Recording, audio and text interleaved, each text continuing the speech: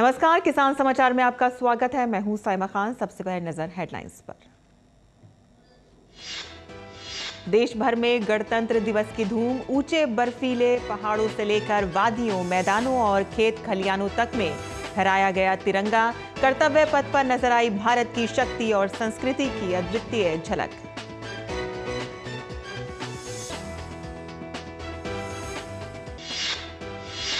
प्रधानमंत्री नरेंद्र मोदी ने उत्तर प्रदेश के बुलंदशहर में किया 19,100 करोड़ रुपए से अधिक की विकास परियोजनाओं का उद्घाटन एवं शिलान्यास। डबल इंजन की सरकार को बताया किसान हितैषी। कहा कि किसानों के बैंक खातों में डाले 2.25 लाख करोड़ रुपए।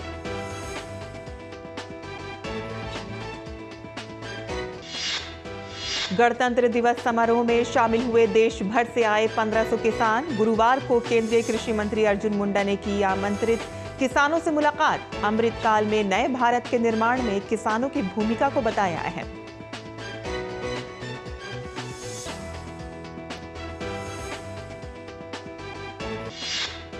गुजरात के कच्छ में शनिवार को आयोजित होगा समुद्री शैवाल की खेती को बढ़ावा देने पर राष्ट्रीय सम्मेलन। केंद्रीय मत्स्य पालन मंत्री पुरुषोत्तम रुपाला लाभार्थियों से करेंगे बातचीत। चिन्हित लाभार्थियों को परिसंपत्तियां करेंगे वितरित।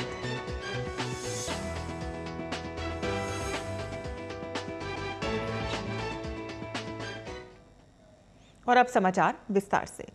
75वें गणतंत्र दिवस पर पूरा देश जश्न में डूबा नजर आया। सबसे पहले प्रधानमंत्री नरेंद्र मोदी वार मेमोरियल पहुंचे और शहीदों को श्रद्धांजलि दी। उधर राष्ट्रपति द्रौपदी मुर्मू और फ्रांस के प्रेसिडेंट इमैनुअल मैक्रों बग्गी में कर्तव्य पथ पहुंचे। 1984 के बाद पहली बार कोई राष्ट्रपति गणतंत्र दिवस कार्यक्रम के लिए बग्गी से पहुंचा। वहीं राष्ट्रपति द्रौपदी मुर्मू ने दूसरी बार राजपथ पर तिरंगा फहराया।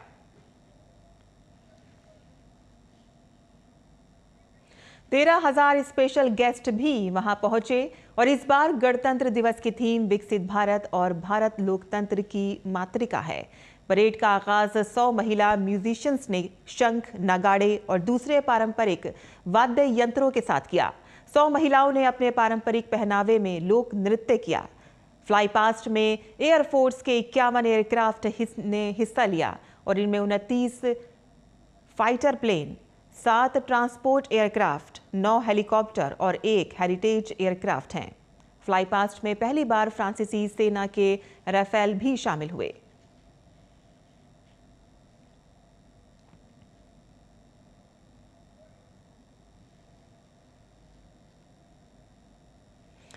वहीं नई दिल्ली में सीपीसी में स्थित दूरदर्शन किसान में भी गणतंत्र दिवस का उत्साह देखा गया।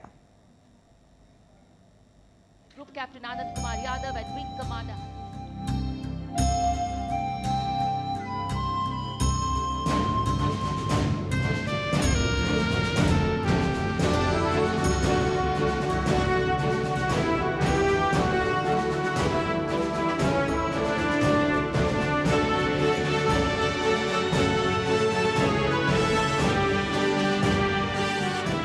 हम लोग आज देश का 75वां गणतंत्र दिवस मनाने के लिए एकत्र हुए हैं। इस अवसर पर मैं सीपीसी के सभी कर्मचारियों, सभी अधिकारियों को बहुत बहुत बधाई देता हूँ, शुभकामनाएं देता हूँ। आज 75वें गणतंत्र दिवस के उपलक्ष्य में किसान चैनल और उर्दू चैनल की तरफ से सहयोगी कर्मचारियों के साथ और इन सभी को मैं बहुत बहुत बधाई देती हूँ, शुभकामनाएं देती हूँ।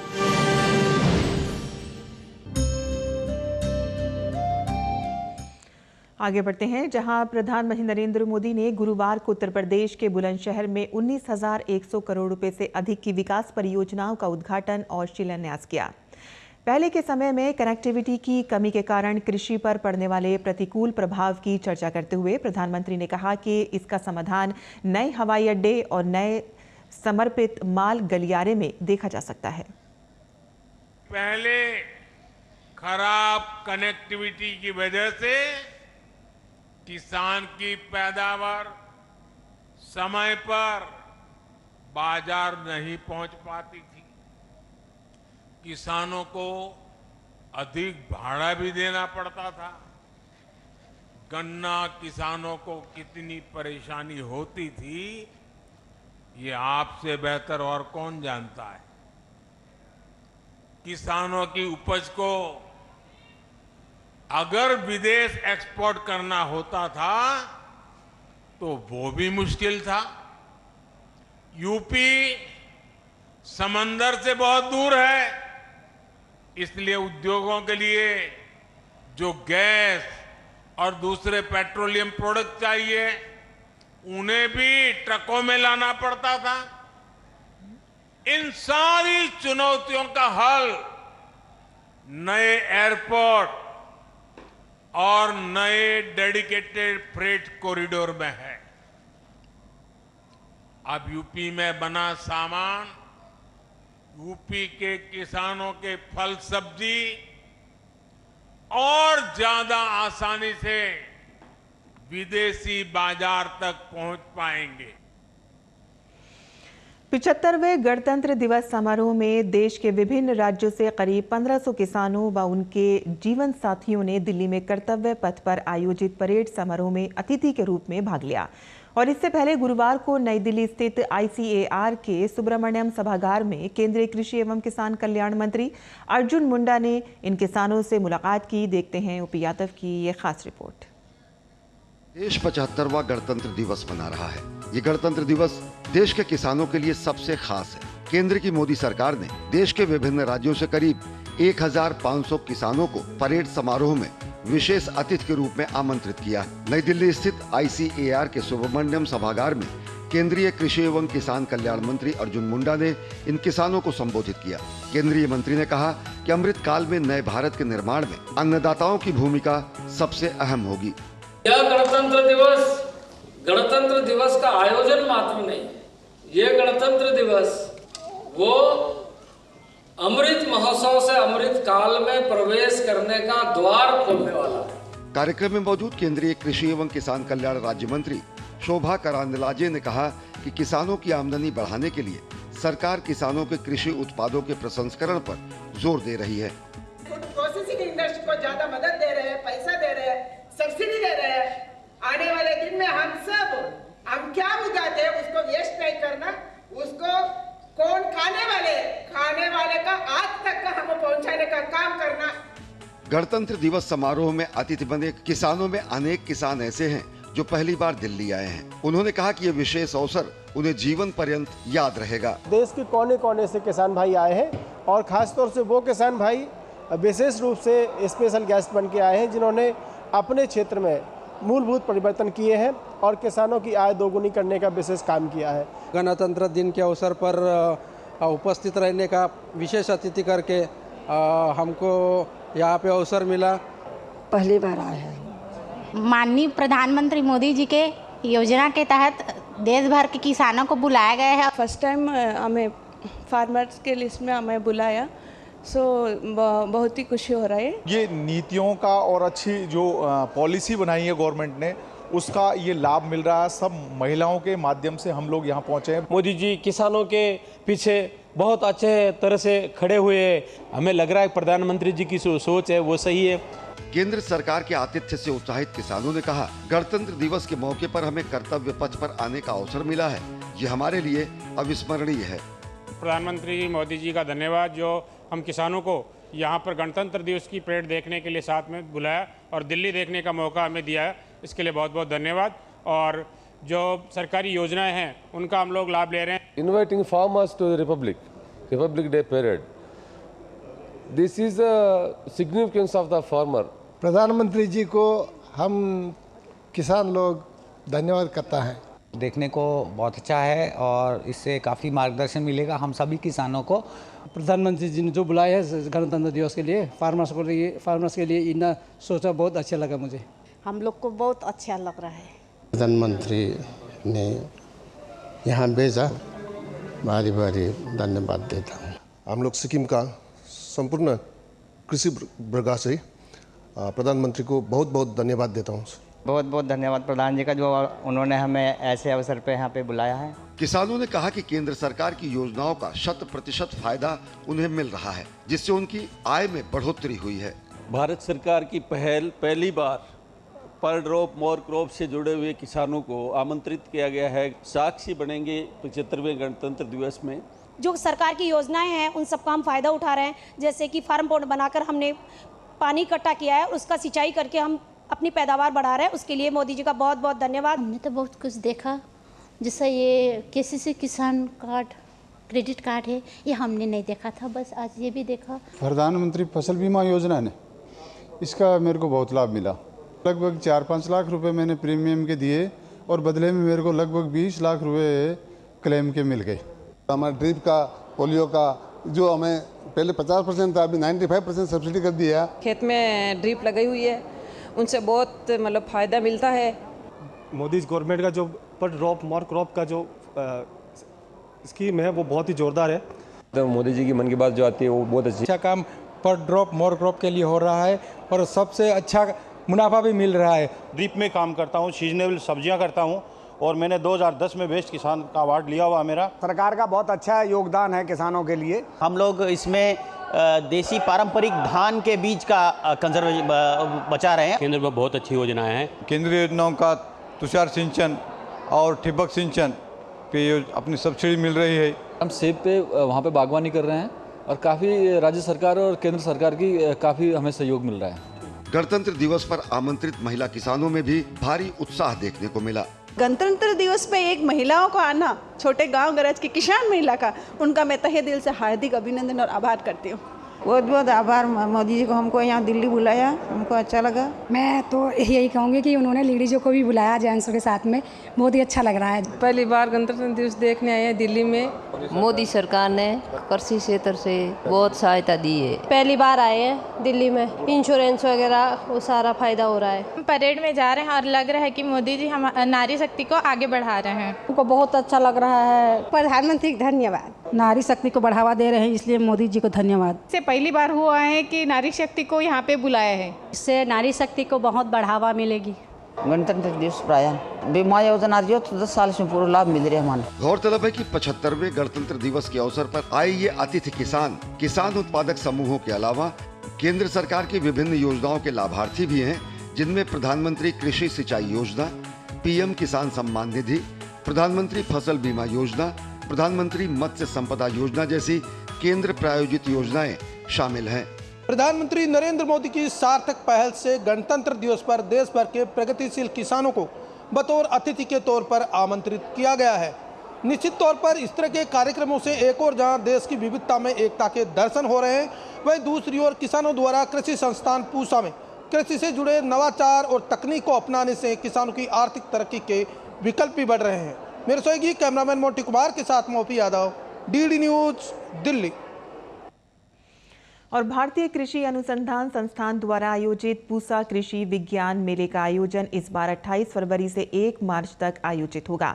मेले में तकरीबन 1 लाख से अधिक किसानों के भाग लेने की संभावना है। कृषि उद्यमिता से समृद्ध किसान थीम पर आधारित इस बार के मेले में क्या कुछ खास होगा, इस विषय पर हमारे संवाददाता OP यादव ने बात की भारतीय कृषि अनुसंधान संस्थान के निदेशक डॉक्टर AK सिंह से। भारत सरकार देश के किसानों की आर्थिक तरक्की और खुशहाली के लिए लगातार काम कर रही है और इसी क्रम में भारतीय कृषि अनुसंधान संस्थान द्वारा हर साल पूसा कृषि मेले का आयोजन किया जाता है। इस बार ये मेला कब आयोजित होगा, मेले में क्या खास थीम होगी और कितने किसानों के भाग लेने की संभावना है, इन सभी विषयों पर बात करने के लिए हमारे साथ मौजूद है भारतीय कृषि अनुसंधान संस्थान के निदेशक डॉक्टर AK सिंह। सर, हर साल पूसा कृषि मेला आयोजित किया जाता है, हर बार नई नई थीम होती है। इस बार मेले की क्या थीम है, क्या मुख्य आकर्षण होगा और कितने किसान भाग लेने की संभावना है? सबसे पहले तो मैं सभी किसान भाइयों को और सभी दर्शकों को सादर नमस्कार करता हूं और मैं ये बताना चाहता हूं कि इस बार का पूसा कृषि विज्ञान मेला कृषि उद्यमिता से समृद्ध किसान इस विषय पर लगाया जा रहा है। मेले की तारीख है फरवरी 28, 29 और 1 मार्च। मेले का उद्घाटन माननीय केंद्रीय कृषि एवं किसान कल्याण मंत्री श्री अर्जुन मुंडा जी 28 फरवरी को करीब 11 बजे करेंगे और हम ये उम्मीद करते हैं कि इस बार मेले में 1 लाख से ज़्यादा संख्या में किसान भाग लेंगे। मेले के दौरान मुख्य आकर्षण जो होगा उसमें हमारा जीवंत फसल प्रदर्शन होता है, जिसमें रबी मौसम की जितनी फसलें हैं उसमें खासकर गेहूं है, मसूर है, चना है, सरसों है, सब्जी की तमाम फसलें और फलदार वृक्षों की जो प्रजातियां हैं इनका जीवंत प्रदर्शन किया जाएगा। इसके साथ जो एक बहुत महत्वपूर्ण अंग मेले का होता है, जैसा कि आप जानते हैं, किसान वैज्ञानिक परिचर्चा का होता है, जिसमें कि अलग अलग तकनीकी सत्र समायोजित किए जाएंगे। इस बार आपने उद्यमता को बढ़ावा देने के लिए खास फोकस किया है। उद्यमता से जुड़ी क्या क्या चीज़ें यहाँ किसानों को देखने को मिल सकती है? अब इसमें ऐसा है कि 2 महत्वपूर्ण अंग हैं इसके। एक तो जो फार्मर्स प्रोड्यूसर्स कंपनी या ऑर्गेनाइजेशंस हैं, माननीय प्रधानमंत्री जी ने 10,000 का लक्ष्य रखा था FPOs बनाने का, और इस दिशा में कृषि के क्षेत्र में विशेष रूप से बहुत अच्छे कार्य किए गए हैं। और हम लोग ये प्रयास कर रहे हैं कि जो FPOs पिछले कुछ वर्षों में बहुत अच्छा कार्य किए हैं, उन FPO को हम विशेष रूप से इसमें आमंत्रित करेंगे। कृषि के क्षेत्र में जो स्टार्टअप हैं उनकी बहुत महत्वपूर्ण भूमिका है अलग अलग क्षेत्रों में। जैसे हम अगर ड्रोन की बात करें तो ड्रोन का कृषि के क्षेत्र में प्रयोग आगे आने वाले दिनों में निरंतर बढ़ेगा। इसी तरह से डिजिटल और स्मार्ट कृषि ये एक बहुत महत्वपूर्ण विषय है। इसके अलावे जो हमारा कार्बन फार्मिंग या कार्बन क्रेडिट की हम बात करते हैं, तो ये तमाम विधाएं हैं जिनके द्वारा हम वातावरण को संरक्षित रखते हुए खेती की आमदनी बढ़ा सकते हैं। पूसा कृषि मेले में बड़ी बड़ी कंपनियां भी आती है, प्रगतिशील किसानों के भी स्टॉल लगते हैं, तो कितनी कंपनियों के भाग लेने की संभावना है और कितने किसानों के स्टॉल्स लगेंगे? तकरीबन हमने अभी तक जो प्लानिंग की है उसमें 400 से लेकर 500 स्टॉल हम लगाएंगे। और इसमें हर तरह से, चाहे कृषि विश्वविद्यालय हों, भारतीय कृषि अनुसंधान परिषद के दूसरे संस्थान हों या फार्मर्स प्रोड्यूसर्स कंपनीज हों, जो हमारे प्रगतिशील किसान हैं, और बड़ी कंपनीज हैं जिसमें खासकर जो इक्विपमेंट बनाने वाली कंपनीज हैं, ट्रैक्टर बनाने वाली हैं और कृषि इम्प्लीमेंट्स बनाने वाली हैं, वो लोग अपना ले आकर के सारी चीज़ें प्रदर्शन के लिए किसानों को रखेंगे। पूसा मेले में बीजों को लेकर क्या खास आकर्षण होगा? हम लोगों ने 3 बासमती की नई प्रजातियां पिछली बार लॉन्च की थी, जिसमें पूसा बासमती 1847, पूसा बासमती 1885 और पूसा बासमती 1886 शामिल थीं। और इन किस्मों को बनाया गया था क्रमशः पूसा बासमती 1509, पूसा बासमती 1121 और पूसा बासमती 1401 का सुधार करके। पिछली बार बहुत मांग थी बीज की, हमारे पास बीज उतनी मात्रा में नहीं था। इस बार इन सारी किस्मों का और इसके अलावा जो दूसरी हमारी बासमती की प्रजातियां हैं, जैसे पूसा बासमती 1, पूसा बासमती 1509, पूसा बासमती 1692, पूसा बासमती 1718, पूसा बासमती 1121, पूसा बासमती 1401, इन सारी किस्मों का बीज पर्याप्त मात्रा में उपलब्ध रहेगा। एक और नई शुरुआत हम करने जा रहे हैं इस बार कि 26 तारीख से ही हम ऑनलाइन सीड बुकिंग का कार्यक्रम भी इस बार शुरू कर रहे हैं। उसके लिए हमने व्यवस्था कर ली है। तो किसान भाई IRI की वेबसाइट पर जा कर के, जिसका जो पता है www.iari.res.in, यहाँ पर जा कर के आप अपने सीड की बुकिंग पहले से ही कर सकते हैं।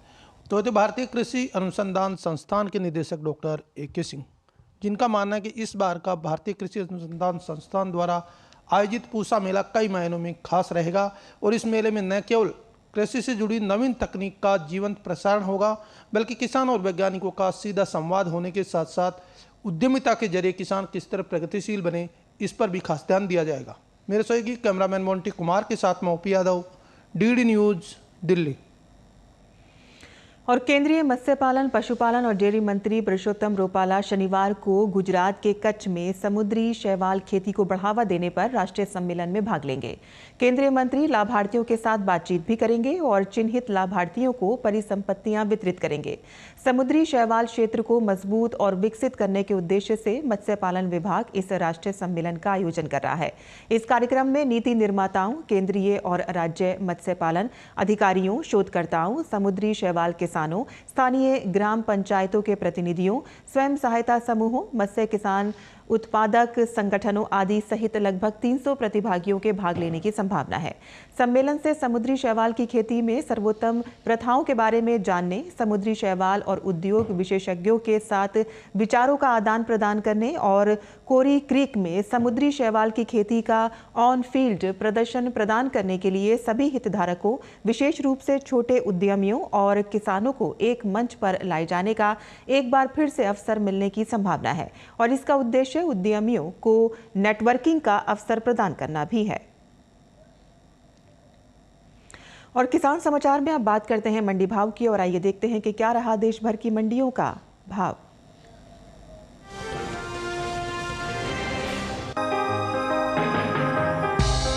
गुरुवार को ज्यादातर मंडियों में गेहूं का कारोबार घटत बढ़त के साथ हुआ। एग मार्केट के मुताबिक गुजरात की धोराजी मंडी में कमजोरी के साथ कारोबार हुआ। यहां 24 जनवरी को गेहूं का भाव था 2,760 रुपए। 25 जनवरी को 255 रुपए गिरकर भाव 2,505 रुपए रह गया। राजस्थान की जयपुर में भी गेहूं के सौदों में सुस्ती देखने को मिली। यहां 24 जनवरी को गेहूं का भाव था 2,644 रुपए। 25 जनवरी को इसमें 54 रुपए की गिरावट आई और भाव 2,590 रुपए क्विंटल रह गया। जबकि राज्य की लाल सोट मंडी में इस दौरान तेजी देखने को मिली। यहां 24 जनवरी को गेहूं का भाव था 2,344 रुपए, जो 25 जनवरी को 106 रुपए चढ़कर 2,450 रुपए क्विंटल हो गया। इसी तरह उत्तर प्रदेश की बहराइच मंडी में 24 जनवरी को गेहूं का भाव रहा 2,550 रुपए, जो 25 जनवरी को 20 रुपए बढ़कर 2,570 रुपए हो गया। इस साल देश में घरेलू स्तर पर गेहूं की पैदावार रिकॉर्ड स्तर पर जा सकती है। कृषि मंत्रालय की ओर से जारी तीसरे अग्रिम अनुमान के मुताबिक साल 2022-23 के दौरान देश में 1,127.43 लाख टन गेहूं की पैदावार हो सकती है, जो पिछले साल के उत्पादन की तुलना में 50.01 लाख टन अधिक है। बीते साल इस दौरान देश में गेहूं की पैदावार 1,077.42 लाख टन रही थी।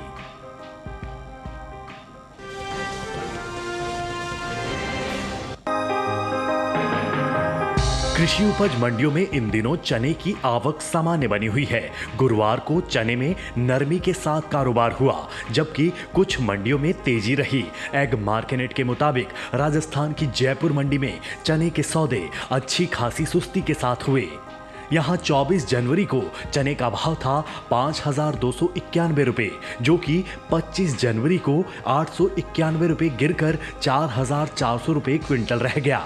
उत्तर प्रदेश की बहराइच मंडी में भी चने के सौदों में नरमी देखने को मिली। यहां 24 जनवरी को चने का भाव रहा 6,515 रुपए। 25 जनवरी को इसमें 5 रुपए की कमजोरी आई और भाव 6,510 रुपए क्विंटल रह गया। गुजरात की राजकोट मंडी में भी कमजोरी का सिलसिला जारी रहा। 24 जनवरी को चने का भाव रहा 5,400 रुपए, जो कि 25 जनवरी को 25 रुपए गिरकर 5,375 रुपए क्विंटल रह गया। जबकि गुजरात की ही दाहोद मंडी की बात करें तो यहां चने का कारोबार तेजी के साथ हुआ। यहां 24 जनवरी को चने का भाव 5,425 रुपए था। 25 जनवरी को इसमें 50 रुपए की बढ़त हुई और भाव 5,475 रुपए हो गया। वही बात पैदावार की करें तो घरेलू स्तर पर रबी चने की पैदावार में कुछ कमी देखने को मिल सकती है। साल 2022-23 के दौरान देश में चने की उपज 135,43,000 टन होने का अनुमान जताया गया है, जबकि बीते साल इस दौरान रबी चने की उपज 135,44,000 टन रही थी। घरेलू स्तर पर इस साल कुल दलहन की पैदावार अच्छी होने का अनुमान जताया गया है। कृषि मंत्रालय के तीसरे अग्रिम अनुमान के मुताबिक देश में साल 2022-23 के दौरान कुल दलहन की पैदावार 275,04,000 टन होने की उम्मीद है, जो पिछले साल के 273,02,000 टन थी।